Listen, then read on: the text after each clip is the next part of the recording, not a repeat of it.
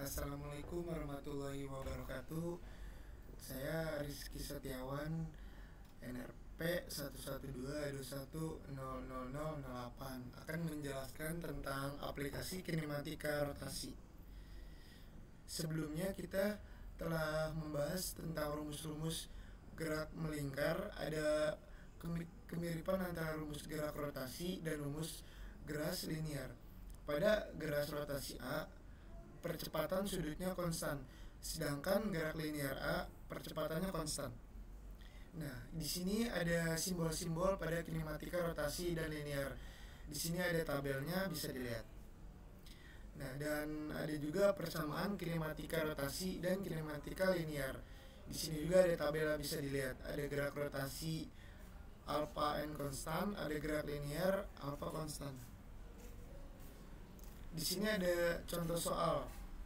Contoh soal itu ada sebuah mesin pesawat ketika menunggu lepas landas di landasan pacu berputar dengan kecepatan sudut min 110 radian per second. Ketika pesawat lepas landas, kecepatan sudut-sudutnya baling-balingnya mencapai min 330 radian per second. Dalam waktu 20 detik, tentukan percepatan sudut dari mesin tersebut dan asumsi percepatan sudutnya konstan.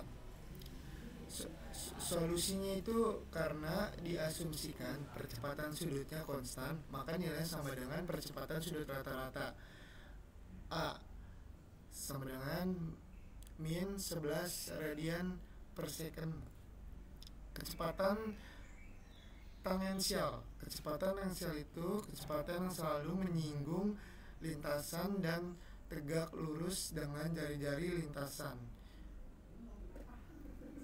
Percepatan tangensial berbanding dengan percepatan sudut dari jari-jari.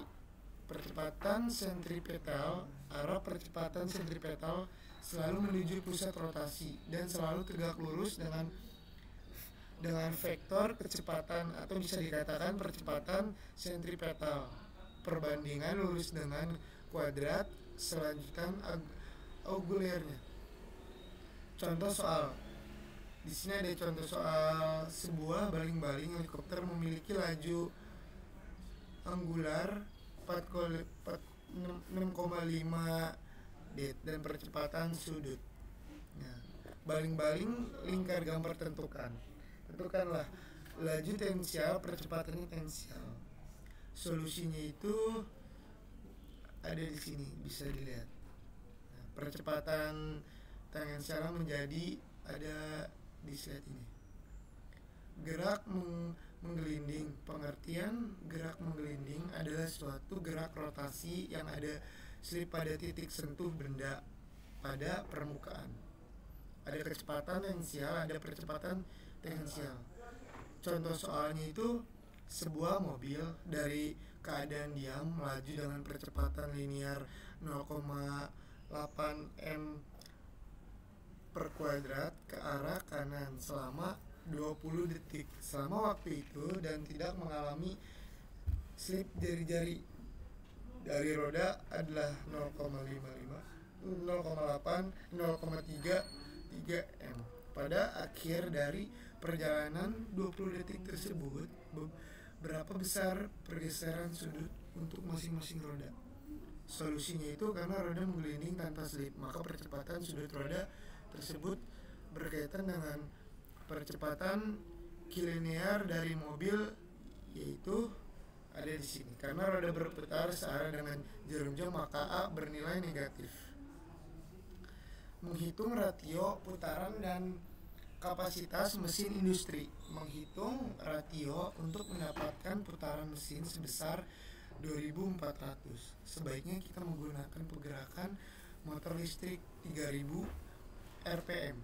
Lalu dengan menggunakan perbandingan pulai putaran motor kita turunkan menjadi 2400 rpm. Berapa ratio pulai yang digunakan? Solusinya itu ada dua.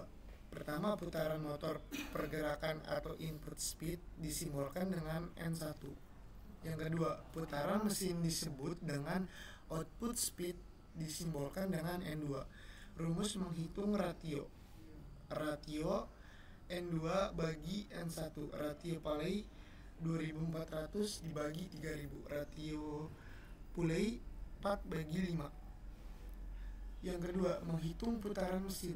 Jika diketahui putaran motor listrik adalah 1500 rpm, N1 Poley terpasang pada motor tersebut berukuran 6 inci. Lalu Poley yang terpasang pada sebuah mesin blower, pompa atau mesin lainnya berukuran 9 inci.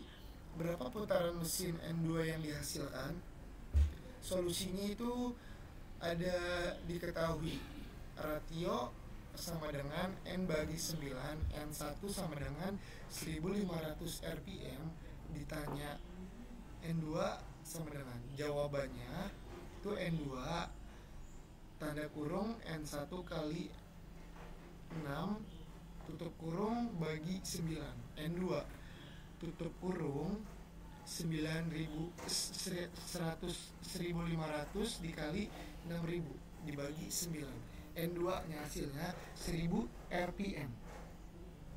Cukup sekian dan terima kasih. Waalaikumsalam warahmatullahi wabarakatuh.